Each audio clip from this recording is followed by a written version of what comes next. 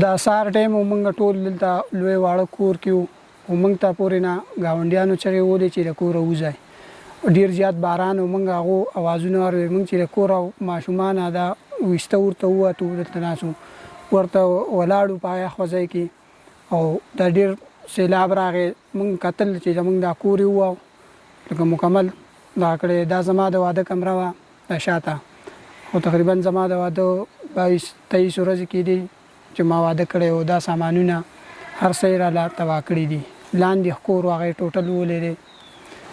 په دې ځای باندې زموږ کمره و دیوال و او باران خو ډېر زیات باران و. اول دا دلته چې لږ لږې اوبه راتلې، خو چې موږ ته ګاونډیان اوس که د برې نه دغه دی او ډېر زیات باران و، لکه د قیامت یو دغه و خو نشانې وې. موږ ډېر زیات یېرېدلي مې یو، لکه لوی واړه ډېر په مصیبت ته دې ځای نه بچ شوي. پور ګاونډیان راله، هغو څه ویستو څه په دغه باندې ډېر زیات په مشکله وتي یو او ډېر زیات یېرېدلي یو. دا کور کې خو موږ اوس نشو پاتې کېدی چې کله باران وي نو بیا پکې موږ نه یو. په دې کې لکه موږ ډېر زیات یېرېږو او د ګاونډیانو کره ځو، لکه او د باران کې نه یو، صرف په شین اسمان کې پکې یو او په باران کې پکې نه یو، لکه نشو پاتې کېدی. یېرېږو ډېر زیات او ډېر مشکل دغه دی، لکه موږ ویرېدو په دې تېر دغه کې، اوس پکې هم نشو پاتې کېدی.